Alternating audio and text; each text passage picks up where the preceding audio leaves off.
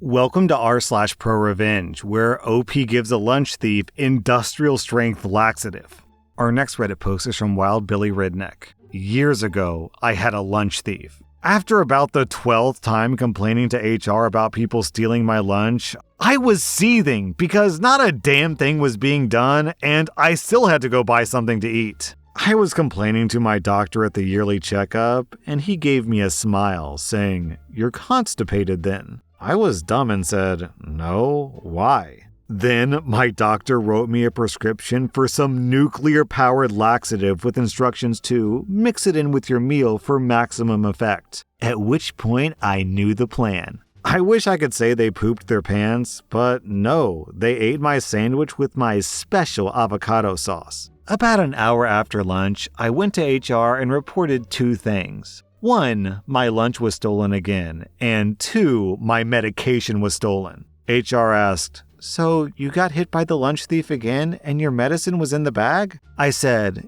"Yes, I've had some digestive problems and my doctor prescribed a powerful laxative and advised me to mix it in with my midday meal." HR went white. "You did what?" Smiling, I said, "I mixed in a prescription-grade laxative with my food per my doctor's orders." Well, since stealing prescribed medication is a criminal offense, the cops were called. And they found the lead man from one department over absolutely pooping his brains out. He was furious and accused me of poisoning his food. I asked, "At which point did you get the idea that that food was for you?" I continued, "Furthermore, now I no longer have my medication that I was prescribed for my condition." It was about this time that he knew that he screwed up, so he shut his mouth until he got a lawyer, or so I'm told. One of my buddies from high school took over his position. I can now eat my sandwiches in peace, and I have no clue where the lunch thief went after his fines and community service. I love how the doctor, all doctors have to take the Hippocratic Oath, first do no harm, but this doctor's like, well, I guess it's okay to do some harm, right? Down in the comments, we have this story from Marine. This douchebag lunch thief at one job I worked at was the best friend of the boss's son. This douchebag was bulletproof, or so he thought. Complaints about him were ignored. Then he made the mistake of stealing the lunch bag that was clearly marked by a diabetic associate, and she had her insulin in the bag. She called the cops. The thief got busted with her insulin and ended up going to prison because he had prior convictions and was still on probation. She later sued the owner of the company and won several $100,000 for ignoring this douchebag's behavior for months. Our next Reddit post is from author James Rowe. I found an online site that hosted old-style games, including one called Lord, Legend of the Red Dragon. First, a few things about that game. 1. When your character hit 12th level, you could go fight the Red Dragon, and if you won, the game reset your character to the first level. 2. Staying in an inn at night only meant that other players would have to pay a lot of gold to the innkeep to break into your room and kill you. 3. One of the modules was a philosopher's shop where if you answered a riddle, you could swap an item with any player up to 3 levels above you.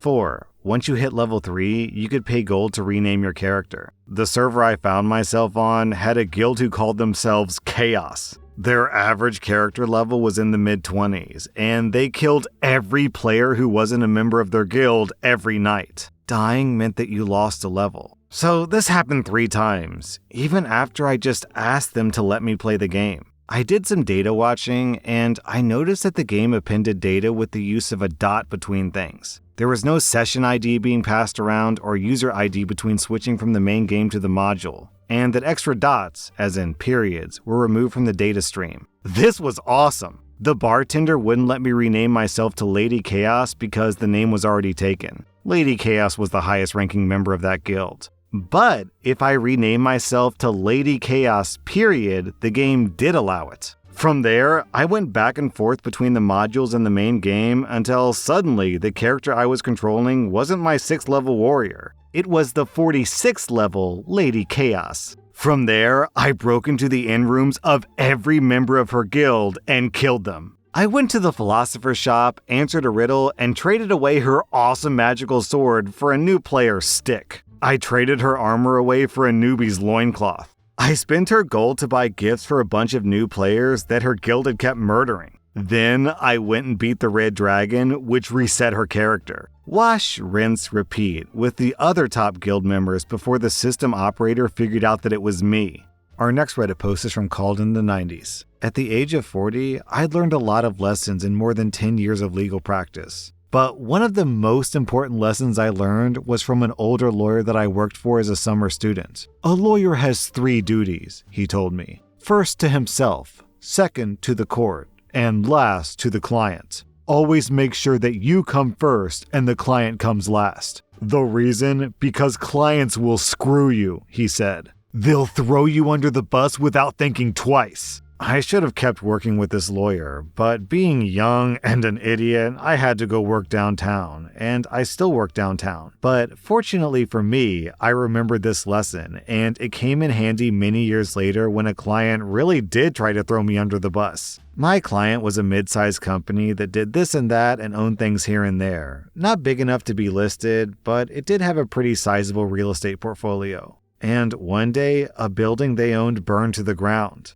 The company wanted to collect on the insurance, so they told Frank, a veteran salaryman, to deal with it. Frank was close to 60 years old, and he thought that he knew what he was doing. He didn't need me to help him with the insurance claims, he told me. He had everything under control. Besides, lawyers are expensive. Some guys really get off on not paying legal fees, and Frank was one of those guys who gloated over every penny that he managed not to pay his lawyers. I dealt with Frank a lot, and he was always nickel and diming me. I told Frank, the insurance company is going to screw you. It was only by dumb luck that I even knew about the fire because Frank hadn't asked for my help. He just accidentally let it slip one day, and since then, I had to stay on top of him, trying to get him to smarten up. I had to fight to get him to send me the proof of loss form to make sure that he hadn't messed it up. Frank screwed up a lot, and sometimes I wondered how he got that job. But the proof of loss that he sent me was okay at least, so that was one less thing to worry about.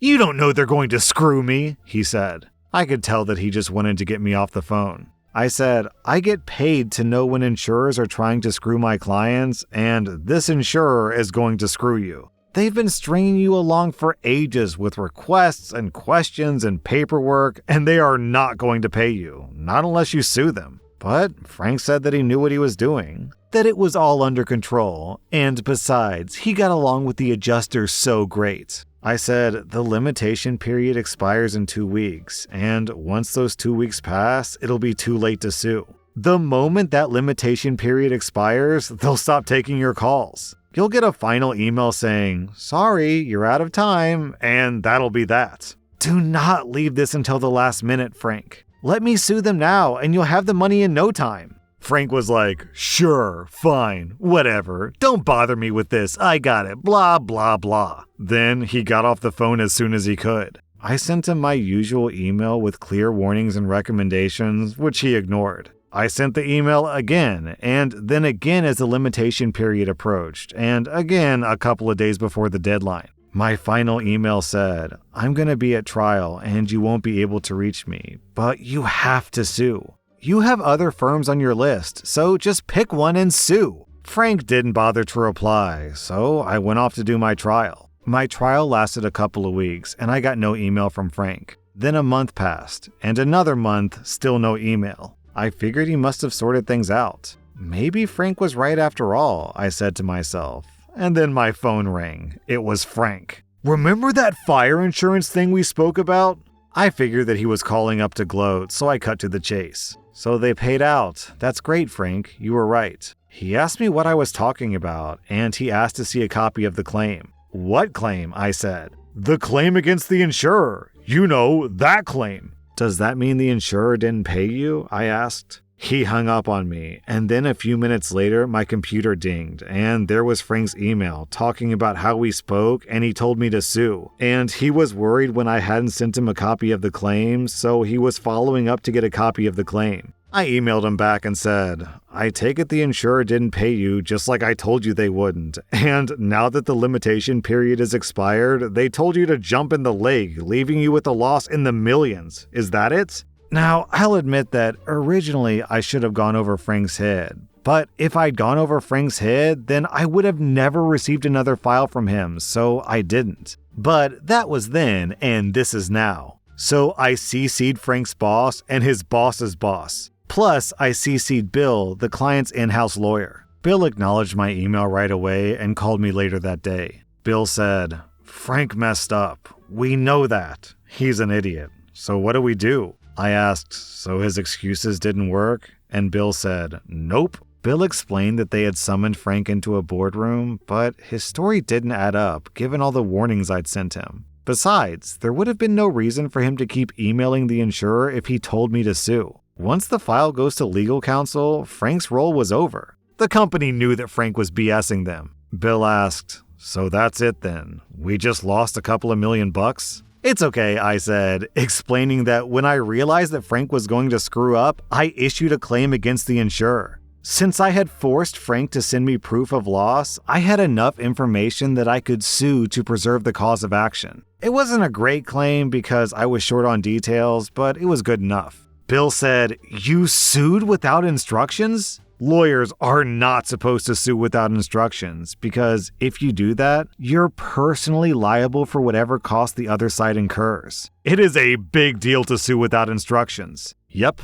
I said. I sued without instructions. I pulled up a copy of the claim and emailed it to him as we spoke. "It's a little rough," I said, "but we can always amend it." "Thank God," Bill said. "Can I leave this in your hands?" Of course he could. That insurer was a sitting duck, and I knew that I'd collect from them no problem. A few days later, I got a call from another guy who worked for the client, a guy that I didn't normally deal with. They had a situation that needed my help. "I usually deal with Frank," I said. "What's up?" What was up?